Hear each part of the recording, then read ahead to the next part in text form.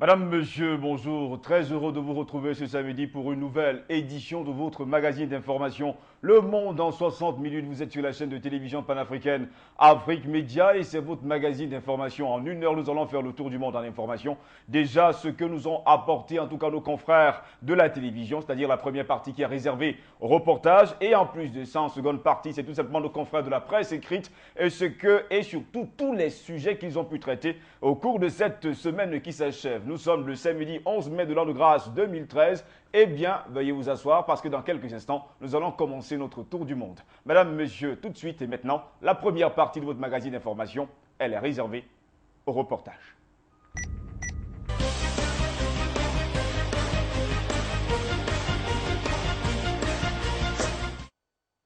Les représentants de 50 pays et organisations étaient réunis mardi à Londres pour aider le gouvernement somalien à mener à bien son programme de reconstruction de ce pays, dévasté par plus de 20 ans de guerre civile.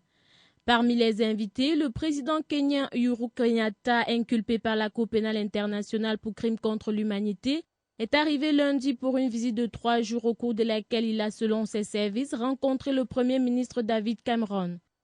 Outre les pays voisins de la Somalie, les représentants des Nations Unies, de l'Union africaine et du Fonds monétaire international étaient également présents à cette conférence coprésidée par David Cameron et le président somalien Hassan Sheikh Mohamud.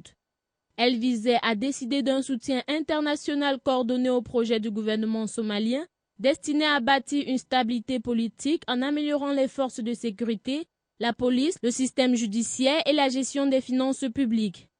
Lors de cette conférence, l'Union européenne a promis 44 millions d'euros pour aider la Somalie à renforcer son système judiciaire et sa police.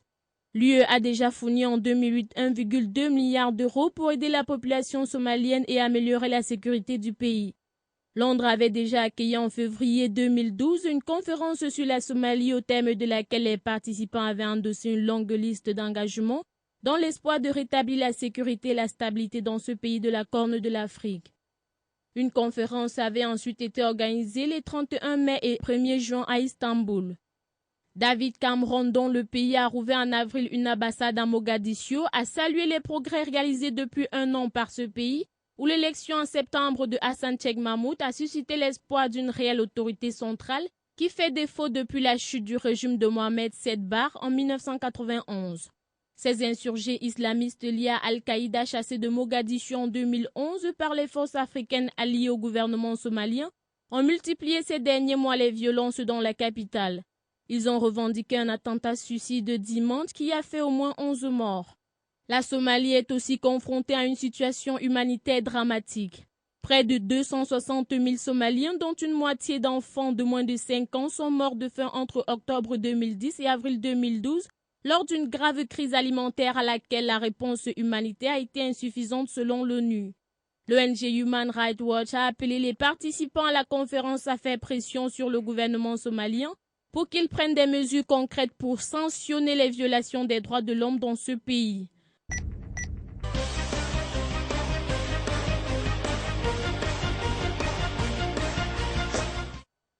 Une invasion de criquets à Madagascar d'une gravité extrême avec une centaine d'essaims à l'œuvre dévore depuis plusieurs semaines toutes les cultures du sud-ouest de l'île, menaçant les maigres moyens de subsistance d'une population déjà très vulnérable. En un jour, jusqu'à 100 000 tonnes de végétation verte ont disparu. Riz, pâture, maïs, canne à sucre, les criquets avalent tout, privant de leur récolte une population vivant déjà à 70% sous le seuil de la pauvreté. La scène se produit non loin dans le village d'Andjobo où un essai s'abat sur des plantations de canne à sucre. Sous le cri affolé des enfants à cause des criquets, on n'a plus rien à manger. La FAO, dont les experts étaient sur place en fin avril, estime que plus de la moitié de 22 millions de Malgaches sont désormais menacés dans leur sécurité alimentaire et nutritionnelle et compare la situation à celle de 1997, date de la dernière grande invasion acridienne qui avait coûté 60 millions de dollars. Les autorités de Madagascar, aux mains d'un gouvernement de transition, ont tenté d'apporter une réponse en 2010-2012, alors que la situation était encore au stade de résurgence. Un nouveau plan vient d'être élaboré par la FAO pour 2013-2016 avec le ministère de l'Agriculture. Il est trop tard pour faire de la prévention, mais les larves et les essaim peuvent être traités par les pesticides. Ce plan a cependant besoin de 17 millions d'euros d'ici juin et 31,5 millions d'euros en tout pour pouvoir démarrer en septembre le traitement par voie aérienne des millions d'hectares touchés.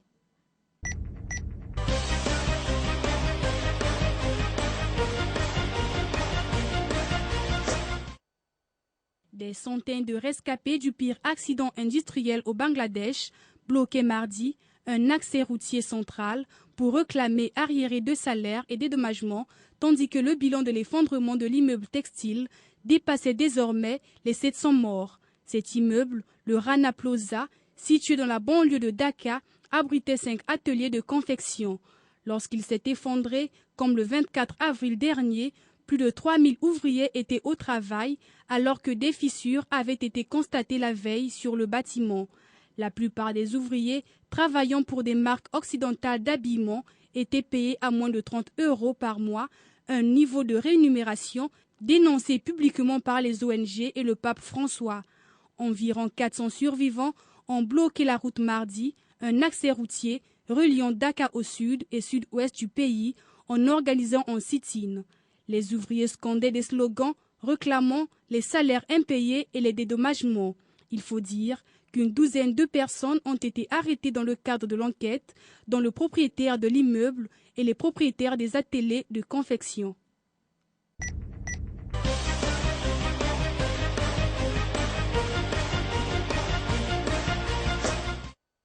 Suite aux problèmes israélo-syriens qui perdurent et provoquent de vives tensions, le secrétaire d'État américain John Kerry est arrivé à Moscou mardi et s'est entretenu avec le président russe Vladimir Poutine pour tenter d'effectuer des avancées et d'améliorer les relations entre les deux ennemis de la guerre froide.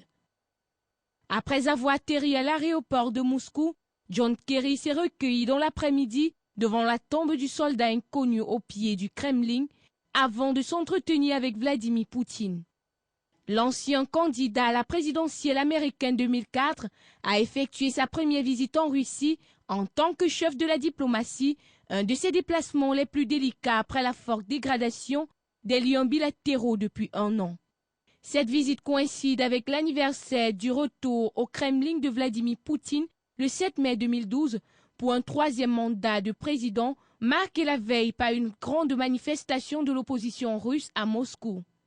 La Syrie a été au centre de l'entretien entre Kerry et Poutine, qui ont aussi évoqué la Corée du Nord, l'Afghanistan et d'autres dossiers bilatéraux et internationaux selon le département d'État américain.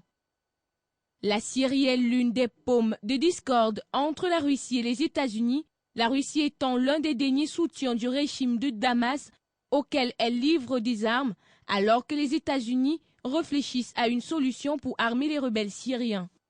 Après ces échanges avec Poutine, John Kerry s'est entretenu avec son homologue russe Sergueï Lavrov, avec lequel il affiche une certaine proximité et qu'il a déjà rencontré 3 fois depuis février lors de son passage à Berlin, Londres et Bruxelles.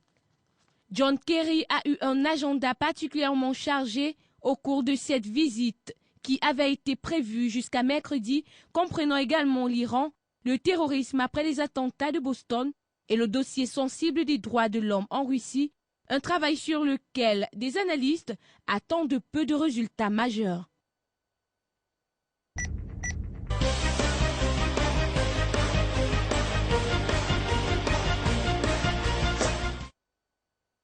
Le Premier ministre israélien Benjamin Netanyahou a ordonné un gel des appels d'offres pour les logements dans les colonies juives de Cisjordanie afin de ne pas entraver les efforts américains de relancer des négociations avec les Palestiniens. Les appels d'offres gelés concernent les grands blocs d'implantation où vivent la majorité des 360 colons en Cisjordanie occupés.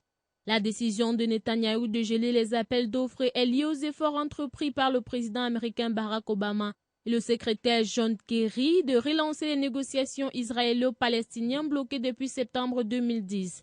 Benjamin Netanyahou est revenu sur sa promesse faite aux foyers juifs avant les élections législatives de janvier de publier des centaines d'appels d'offres pour la construction de logements dans des colonies israéliennes.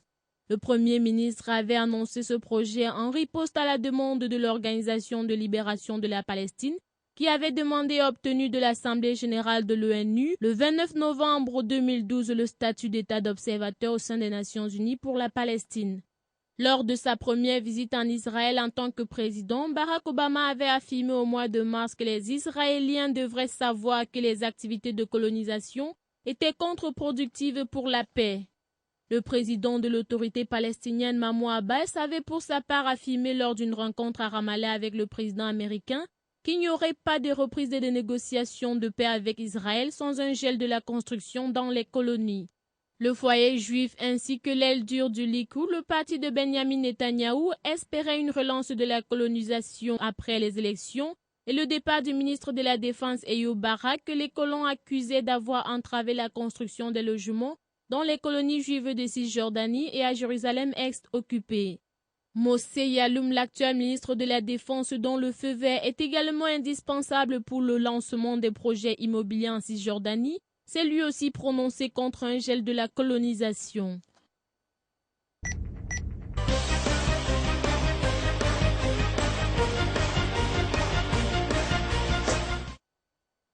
Après une première vague d'attaques lancée dans la nuit du 2 au 3 mai, l'aviation israélienne a conduit dimanche dernier, avant l'aube, une deuxième série de bombardements dans les environs de Damas.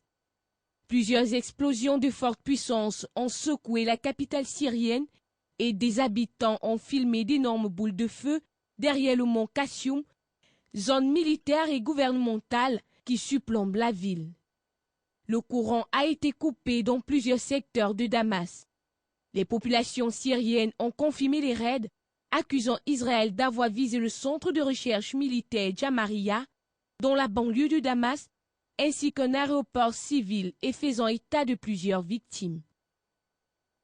Le ministère syrien des Affaires étrangères a dénoncé une agression flagrante qui confirme l'appui militaire direct d'Israël aux groupes terroristes et aux extrémistes d'Al-Nosra, une des branches d'Al-Qaïda, après leur échec à contrôler le terrain. Cela ne laisse pas le doute sur le fait qu'Israël est le bénéficiaire, le moteur et parfois l'exécuteur des attentats qui ont lieu en Syrie contre l'État et le peuple, a ajouté le ministère dans une lettre adressée au Conseil de sécurité de l'Organisation des Nations Unies. Les Israéliens, comme à l'accoutumée, n'ont fait aucun commentaire afin notamment de laisser au régime syrien la possibilité de ne pas riposter. Les autorités syriennes ont cependant prévenu que ce raid ouvrait la porte à toutes les possibilités. L'Iran, principal allié du régime de Bachar al-Assad, a aussi condamné l'attaque, appelant les États de la région à faire face à cette agression et proposer son aide pour l'entraînement de l'armée syrienne. Téhéran est déjà largement engagé aux côtés de Damas et fournit une assistance militaire importante, signe de la complication du conflit syrien. La Ligue arabe a condamné elle aussi l'attaque israélienne, alors que la plupart de ses membres s'opposent à la répression du régime de Damas contre les insurgés. Plus que d'offrir un quelconque soutien à un soulèvement syrien qu'Israël voit aussi comme un ennemi potentiel, les raids semblent plus vraisemblablement destinés à empêcher les transferts d'armes stratégiques des arsenaux syriens vers ceux du Hezbollah libanais. Les autorités israéliennes ont répété leur mise en garde contre ces transferts et leur détermination à les interdire. L'État hébreu, qui a mené en 2006 une guerre éclair contre les Hezbollah, considère toujours le mouvement chiite comme une menace pour sa sécurité. Israël redoute également, en cas de renversement de Bachar al-Assad, que les combattants islamites ne retournent leurs armes contre lui, en particulier sur les hauteurs du plateau du Golan syrien capturé en Israël en 1967.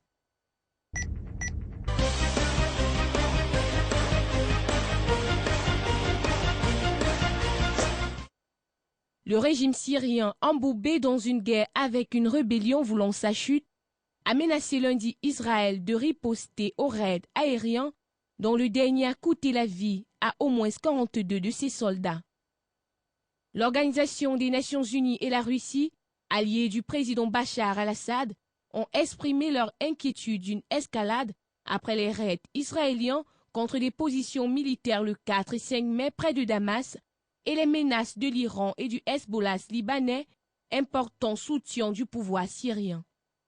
Ces inquiétudes ont été au cœur des discussions qui ont eu lieu mardi dernier entre le secrétaire d'État américain John Kerry et le président Vladimir Poutine à Moscou.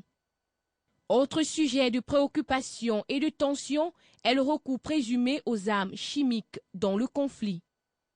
Un responsable syrien a affirmé que la Syrie répondra à l'agression israélienne, mais choisira le moment pour le faire. Selon ce dernier, cela ne se produira peut-être pas immédiatement, car Israël est en état d'alerte.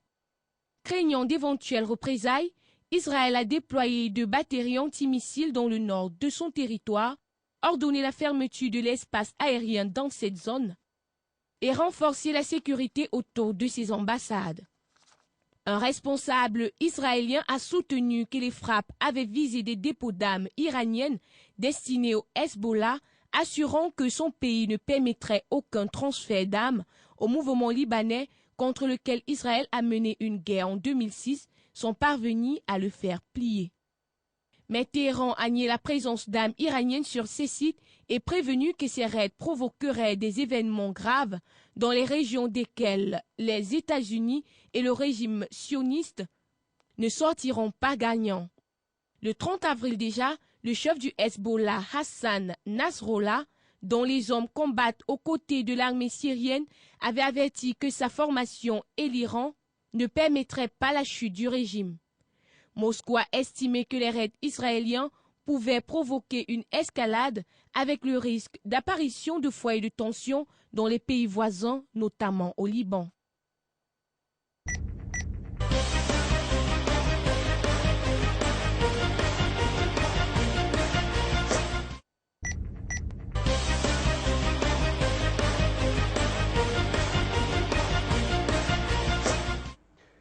Après la première partie de votre magazine d'information réservé carrément au reportage, nous allons passer immédiatement à la presse écrite en commençant déjà par la journée de lundi en France où l'humanité titrait La gauche en marche et notait le succès de la manifestation du front de gauche. De nombreux, il faut le dire, personnages dans le cortège. Le journal fondé par Jean Jaurès indiquait que le refus de l'austérité mise en œuvre par le gouvernement français et l'exigence d'une 6e République ont pris bien sûr un autre élan. La Voix du Nord était également dimanche avec le front de gauche et Mélenchon et relevait qu'ils étaient par milliers sur le pavé contre l'austérité. Ainsi, le front de gauche et Jean-Luc Mélenchon ont mobilisé dimanche à Paris contre l'austérité, contre la finance et pour une 6e République. Des dizaines de milliers de déçus de la gauche, 180 000 selon le FG, 30 000 selon la police pour dire haut et fort que le compte n'y est pas et réclamer que ça change vraiment. Pour le journal de Bordeaux, Rive Gauche, ils étaient face à la France qui tempête, face au bataillon de déçus de gauche et aux opposants au mariage pour tous qui ne désarment pas. Jean-Marc Ayrault maintient toujours son cap, nous apprenait en tout cas le journal de Bordeaux, Rive Gauche lundi. La charge de Mélenchon, le blues des socialistes, pouvait-on lire à la une du quotidien français Le Figaro qui indiquait que dimanche, la gauche de la gauche a réussi à faire descendre dans la rue à Paris 180 000 personnes selon la police pour manifester contre la politique d'austérité du gouvernement français. Aucun monarque, fût-il républicain, ne nous imposera jamais sa loi, avait d'ailleurs lancé Jean-Luc Mélenchon à l'adresse du président de la République française, nous apprenait Le Figaro. Sur le terrain, relevait le quotidien, le moral des socialistes n'est plus au rendez-vous, mais un an après l'accession à l'Élysée de Hollande, Jean-Marc Ayrault a tenu à souligner dimanche sur TF1 que son gouvernement ne changerait pas de cap. En page 6 et 27, Le Figaro nous apprenait qu'Israël frappe la Syrie pour empêcher les transferts d'armes au Liban. Selon nos confrères, l'armée israélienne a procédé dimanche matin à une nouvelle série de bombardements aux abords de Damas visant des missiles iraniens destinés au Hezbollah libanais. Selon Tel Aviv, Tsahal multiplie les incursions dans la région avec des F-16 redoutant un transfert d'armes stratégiques de l'arsenal syrien au Hezbollah. La une de Libération lundi était assez expressive. L'homme seul, un an après l'élection de François Hollande, Libé auscultait déjà. La France en crise, isolée, critiquée à droite comme à gauche. Le chef de l'État français au plus bas des sondages. Pendant ce temps, Mélenchon, qui a réuni dimanche environ 50 000 personnes à la Bastille, divise déjà la majorité. Parlant du front de gauche, la Marseillaise, qui est un quotidien phocéen, nous disait que la marche nationale à Paris a rassemblé bien sûr, dimanche, quelques 180 000 personnes. Selon les organisateurs, il s'agissait d'une mobilisation en faveur d'une politique plus à gauche et d'une république donnant plus de pouvoir aux citoyens. À la une du journal phocéen, Hollande en 1 doit et peut mieux faire, pouvait-on lire en tout cas dans les colonnes du journal phocéen. À propos de l'an 1 de François Hollande, la Dépêche du Midi, qui est un journal toulousain, a eu des entretiens avec les personnalités qui jugent le bilan d'une année de pouvoir de François Hollande. La politique par Pascal Perrineau. La France dans le monde pour Hubert Védrine, l'économie par Philippe Frémaux, la communication par Dominique Volton. Le quotidien de Toulouse soulignait par ailleurs que les grands chantiers de l'an 2, une interrogation demain, quel remaniement ministériel, les dossiers et les points forts de l'année qui vient en tout cas se retrouver dans les colonnes du journal toulousain, la Dépêche du Midi. Benjamin Biolay, Pierre Arditi, Juliette Gréco, un an après, ils jugent Hollande. Le quotidien de la capitale nous disait que l'année dernière, de nombreuses personnalités ont soutenu le candidat socialiste. Aujourd'hui, alors que l'économie est en pleine crise, plusieurs d'entre elles ne cachent pas leur déception et leurs inquiétudes. En tout cas, ils l'ont fait savoir au quotidien de la capitale française, Le Parisien, lundi dernier. En page 28 et 29 du même journal, Le Parisien indiquait que Paris s'est réveillé trop tard. Le Paris Saint-Germain a dû se contenter de match nul le dimanche face à Valenciennes et a vu en tout cas son sacre retardé. À ce propos, le quotidien du sport et l'automobile, l'équipe titrait Paris apprend la patience. Malmené par Valenciennes lors d'un match marqué par la sévère expulsion de Thiago Silva, le Paris Saint-Germain devra au moins attendre ce week-end, en tout cas pour être sacré champion de France. Son match dimanche à Lyon, en tout cas, s'annonce volcanique. Huguette Bello faisait déjà la une du quotidien de la Réunion de l'océan Indien dans la libre parole. Dans une interview au quotidien, la présidente du parti PLR pour la Réunion affirme son combat pour les jeunes et défend sa liberté de gauche. En Suisse, la Tribune de Genève indiquait lundi qu'un des plus grands procès néo-nazis s'était ouvert à Munich le même lundi.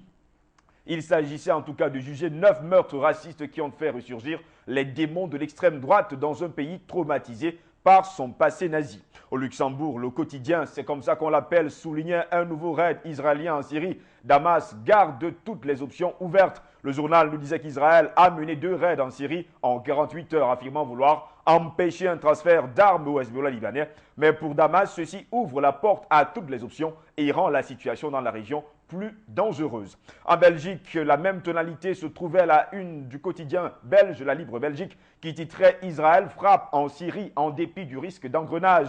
2 séries de frappes aériennes, vendredi et samedi, ont visé des missiles destinés au Hezbollah, affirmait déjà Israël dans les colonnes du quotidien belge, la Libre Belgique. Et l'autre quotidien belge choisi pour vous lundi le soir nous disait que Bruxelles peine face au boom démographique. Crèches, écoles, mobilité, la capitale est sous-occupée pour ces nouveaux habitants. Voilà les journaux que nous avons choisis pour vous lundi dernier.